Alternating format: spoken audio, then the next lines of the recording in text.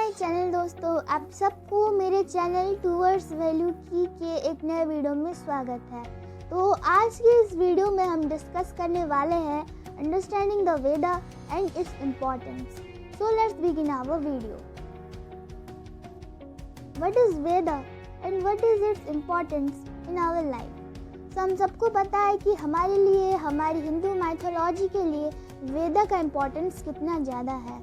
तो Veda is borrowed from the Sanskrit word Vid, which means knowledge. Inside sacred writings, derivative from the base of Veda, he or she knows. Vid means knowledge, akin to the Greek odai, and he or she knows. Old English waited to know more at Vid entry. So Veda का means है knowledge. Knowledge यानी ज्ञान। जिस book से, जिस पुराण से हमें ज्ञान मिलता है, नॉलेज मिलता है, वो है वेदा। वेदा हमारे लाइफ का जो पर्टिकुलर वे, हमें कैसे जीना है, हमारे लाइफ में कैसा आगे बढ़ना है, एक्चुअल मीनिंग ऑफ लाइफ बताता है वेदा। वेदों में बहुत सारे ऐसे इम्पॉर्टेंट चीज़ें हैं जो आज तक किसी भी इंसान को कोई थिंकिंग भी नहीं आया होगा कि हमारे लाइफ का इतना बड़ा ट्रुथ वेदा में छिपा है। सो let's begin our next topic. How many types of Veda are in Hindu mythology? हम सबको पता है कि there are 4 types of Veda. Know about the 4 types of Vedas are Rig Veda, Sham Veda, Yajur Veda and Atharva Veda. So Rig Veda is the earliest form of Veda. Yajur Veda it's also called the book of prayers, and Sham Veda The earliest reference of singing. जो हम सबको पता है कि हमारे Hindu mythology में 4 तरह के वेदा होते हैं। सबसे पहला वेदा जो है ऋग वेदा, और जो सबसे पुराना है वो भी ऋग वेदा ही है। तो ऋग वेदा है सबसे पुराना वेदा, और यजुर वेदा जो है उसमें सारा प्रेयर लिखा है, सारा मंत्र, सारा श्लोक यजुर वेदा में इंक्लूड है। और शाम वेदा जो अर्लिएस्ट रेफरेंस फॉर सिंगिंग है, बहुत सारे गाने, बहुत सारे पोएम्स जो हमारे लाइफ के एक्चुअल ट्रूथ को इंक्लूड करता है, वो सारा चीज शाम वेदा में लिखा हुआ है। The Vedas are a large body of religious text originating in ancient India. जो वेदा है वो बहुत बड़ा हिंदू माइथोलॉजिकल टेक्स्ट है जिसमें एंशिएंट इंडिया में ओरिजिनेट हुआ था। जब वेदा लिखा गया था तब हमारा इंडिया इतना आगे नहीं बढ़ा हुआ था। तब बहुत ही पुरातन युग में वेदा को बहुत महापुरुष लोग आधे आधे करके लिखे थे। तो वेदा composed in the Vedic Sanskrit, the text constituted the oldest layer of Sanskrit literature and the oldest scriptures of Hinduism. So यहाँ पे बोला जा रहा है ये जो वेदा है संस्कृत वर्ड में लिखा गया है, और ये जो टेक्स्ट है ये बहुत ही पुराने संस्कृत लिटरेचर और ओल्ड स्क्रिप्चर्स के ऊपर हिंदुइज्म, जो हिंदू लोगों के बारे में, हिंदू प्रथा, हिंदू समिति, हिंदू जो धर्म अनुष्ठान, ये सारी चीज़ें वेदा में लिखा गया है। तो there are 4 types of Veda, जैसे कि मैंने पहले बताया, the Rig Veda, the Yajur Veda, the Sama Veda and the Atharva वेदा।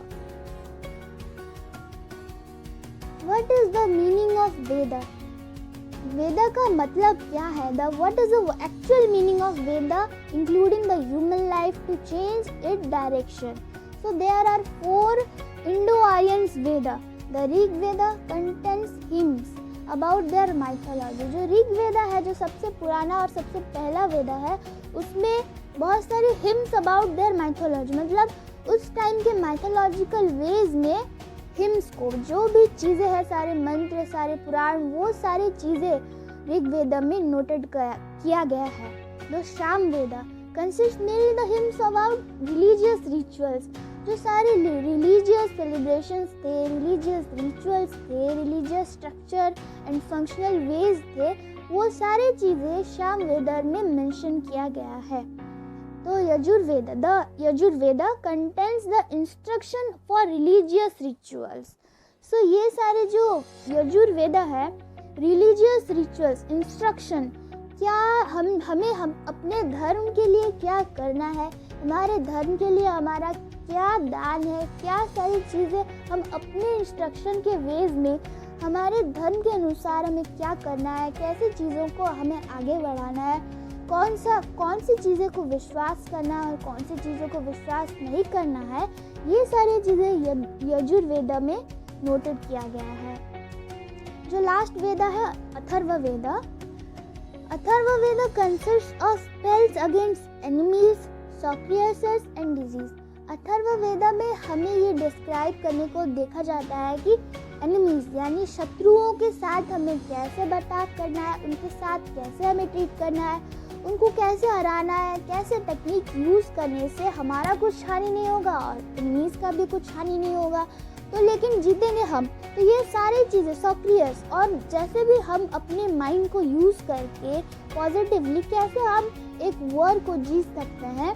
और यहाँ पे अथर्ववेद में ये भी डिस्क्राइब किया गया disease, how to lead against disease. जो सारे बीमारियाँ होते हैं, सारे रोग होते हैं, उसके साथ हमें कैसे लड़ना है और एक स्वस्थ और फिट जिंदगी को कैसे निभाना है, ये सारी चीज़ें अथर्ववेद में डिस्क्राइब किया गया है। और सबसे इम्पॉर्टेंट बात, अथर्ववेद बाकी 3 वेदों में से बहुत ही यूनिक और बहुत ही कॉन्साइंसनेस है। What is the necessity of Veda in the human life? So the Veda conceptualize Brahman as the comic principle.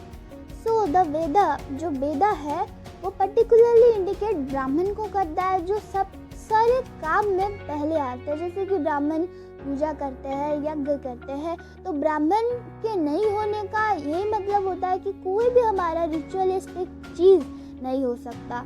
तो in the dualistic school of Hinduism, जो पहले के स्कूल थे, जो आर्यन युग में जो पहले के स्कूल थे, उस समय के स्कूल में पर्टिकुलरली जो स्मृति जो सुन के सीखते थे वो बच्चे, तो यही सिखाते थे what is the meaning of life, soul. हमारे अंदर जो आत्मा है वो हमारे अंदर से कैसे कंट्रोल करते हैं हमको। तो यहाँ लिखा गया है in dualistic school of Hinduism such as the theistic Dvair and Vedanta Brahmin is different from Atma। जो सारे ब्राह्मण होता है वो आत्मा से अलग होता है, क्योंकि ना उनकी सोच, उनकी विचार, उनकी चिंताधारा और उनकी शैली सब दूसरे लोगों से अलग होती है, जिसके चलते ब्राह्मण को यानी ब्राह्मण कास्ट को या ब्राह्मण को सबसे ऊंचा जगह उनको दिया गया है। तो जो सोल है, जो आत्मा, in each being and the threatened in spheres of conceptual framework of the God in major world religions। तो यहाँ पे बताया गया जो सोल है, हमारा आत्मा है, वो हमारे हिसाब से कैसे काम करेगा, हम अपने आत्मा को कैसे कंट्रोल कर सकते हैं। There in the spheres of conceptual framework, जो पर्टिकुलर भगवान ने हमें इस दुनिया में क्यों भेजे हैं, किस चीज़ के लिए भेजे हैं, इस बारे में ये सारी चीज़ें बताया गया है, जो हमारे अंदर ही अंदर बहुत इम्पोर्टेंस क्रिएट करता है। तो ये सारी चीज़ों को जब एक इंसान समझेगा कि हम कौन हैं, हमारी आत्मा का कंट्रोल हम कैसे कर सकते हैं, हमारे पंच इंद्रियों को हम कैसे कंट्रोल कर सकते हैं, ये सारी चीज़ें हमें बताया जाता है वेदास में। यही है necessity of Veda. So in new Delhi February 28, UNI, the government today informed that Rajya Sabha that UNESCO has inscribed Rig Veda in the memory of the World Register in June 2007, and all the rare manuscripts were preserved safely in Pune's Vadadgar Oriental Research Institute।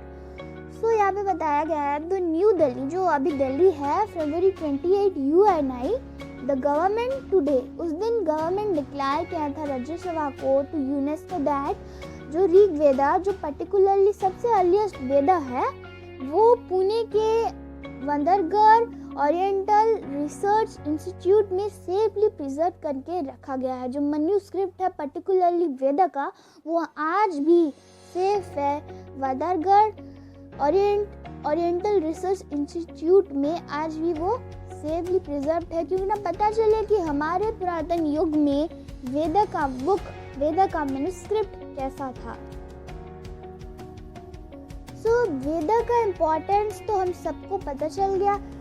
अगर हम वेदा को deeply समझने की कोशिश करेंगे तब तक कोशिश नहीं कर पाएंगे, क्योंकि ना जब तक हमारे अंदर वो स्पेशलिटी, वो माइंड, वो ध्यान जैसे पॉजिटिविटी जब तक हमारे अंदर नहीं आ सकती, तब तक हम वेदा को इतने डीपली जान नहीं पाएंगे, समझ नहीं पाएंगे उसके इम्पोर्टेंस को, इसके मीनिंग को, उसके नेसेसिटी को। तो जब तक हम अपने अंदर ही मतलब अपने आप को जब कंट्रोल करना सीखेंगे, तब जाके हम सारी चीज़ों को डीपली समझ सकते हैं। तो दोस्तों, आज के लिए तो बस इतना ही। मिलता है मेरे एक नए और नेक्स्ट वीडियो में। आज का इस वीडियो आपको कैसा लगा ज़रूर बताइएगा कमेंट करके, और मेरे चैनल टूवर्ड्स वैल्यू की को लाइक कीजिएगा, शेयर कीजिएगा और सब्सक्राइब कीजिएगा। सो आज के लिए बस इतना ही। टाटा, बाय बाय एंड जय जगन्नाथ।